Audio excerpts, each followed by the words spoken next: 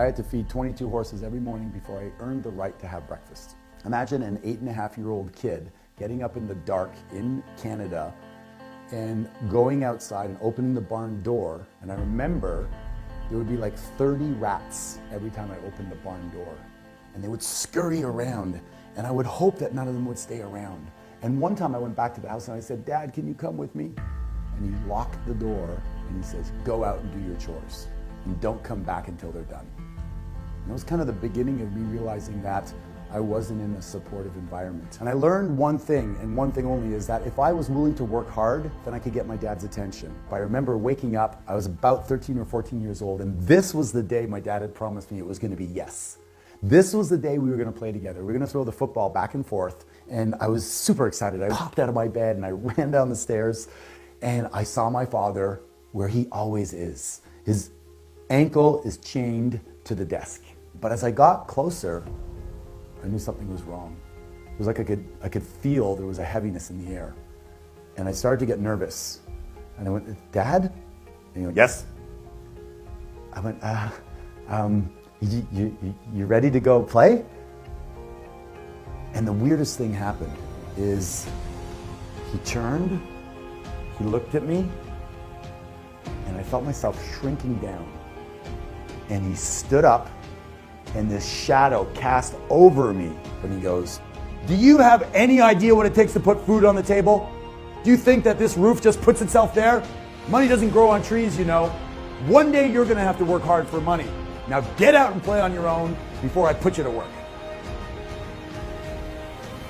And I turned around and I walked out, and I never asked him again to play, ever. I don't have one memory of playing with my dad. Not one. The only way I connected with him was when he was working around the house doing a chore. I'd say, "Dad, can I help you?" I'd hand him the nails, or I'd hold the measuring tape. It was the only way. Never once. He never came to my hockey games. He dropped me off in the car and stayed in the car. While all the other parents were tying their skates, I was there alone. I would try to score as many goals as I could so I could go in and tell him that I scored the winning goals. So he'd want to come and look, but he never did.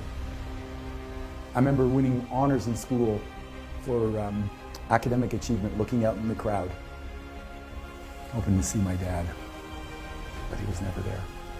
So the only solace I had was to work hard. So I doubled down on that, and I worked hard. And I'd call him out to look at the task being done, and invariably it was never good enough.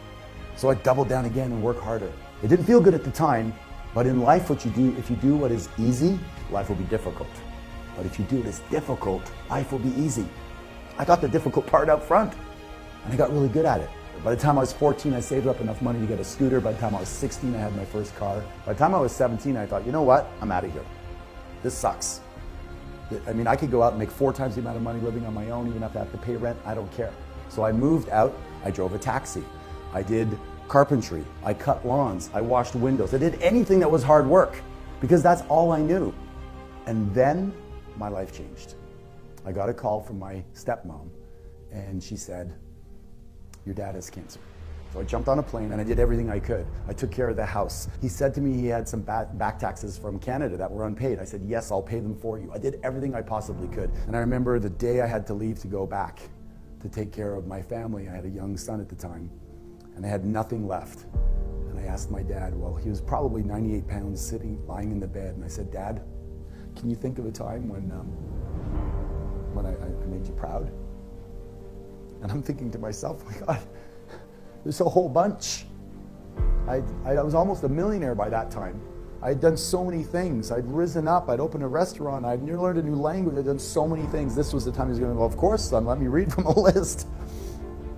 But instead, he said nothing that I can think of.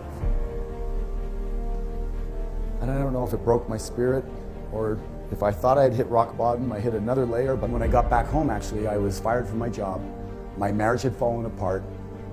I had no money left that I'd paid to support him, so I got evicted from my apartment, and I moved back with my mom at the age of 30.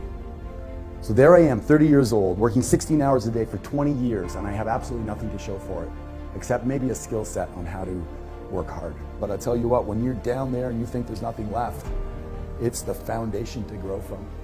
I thought, what am I going to do now? And some little bird mentioned real estate, so I thought I'd get into real estate. I got into real estate, and that's when I met my first mentor that transformed my life. I was in my office one night really late, and I was having a conversation with my mentor, and he walks in and he leans against the door and he goes, "You're still here?" And I said, "Yeah."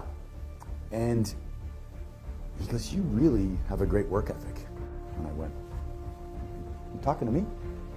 He goes, "Yeah, I'm talking to you." He goes, "You're awesome." I'm like, "Are you still talking to me?" It's like I never had anybody tell me that they believed in me. My father certainly was always, "You could do better, you could do better, you could do better." Yeah, it drove me, but it didn't make me feel confident. And I doubted it at first. And we started to talk. And he goes, "Oh, so you've labeled yourself stupid as a loser and a skinny little kid." He goes, "How do you feel about that?" And I said, "I still feel that way." He says, "You're 30 years old." I go, "Yeah, I know, but I still felt that way inside." He says, "Okay, we're gonna change that. Who's an idol that you have?" I said, "Well, one of my favorite is like Clint Eastwood. He's like rugged. I'm kind of rugged. I feel rugged." He goes, "Perfect. How does that feel when you say that?" I said, "That feels pretty good." He goes, "That's it. I want you to say that 1,000 times. 1,000 times every day, or more if you want. Loser out, ruggedly handsome in." So now what we're gonna do is we're gonna reprogram your brain. Your brain is like software. We're just gonna reprogram it. I said, "How did I do that?" He goes, "Just every time you have a chance, say, 'I'm ruggedly handsome, I'm ruggedly handsome.'" He said, "The words that follow I am follow you. You just didn't know it. You had shitty programming. But now we're gonna change that and change that forever." And I remember driving home, I was so excited. I was so excited because I could change my programming. I didn't know it. I thought I was stuck that way my whole life. And all I had to do was have the energy to put it into changing the way I see myself. And I just said it over. I remember screaming in the car, "I'm ruggedly handsome, ruggedly handsome, ruggedly handsome." I'd get up in the morning, I'd say it over and over and over again.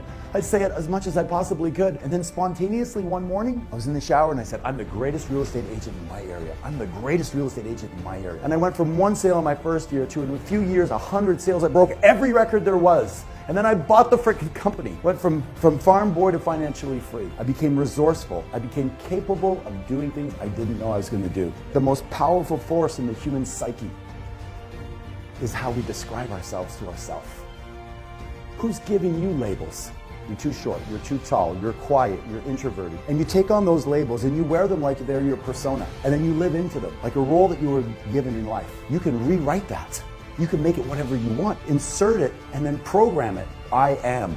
I am. You are what? Gifted, guided, grateful, powerful, passionate, playful, sexy, sensual, sensitive, and blessed. What are you? Today is the first day of the rest of your life, and you get to redefine yourself. So who are you? And who do you want to be? The words that follow I am follow you.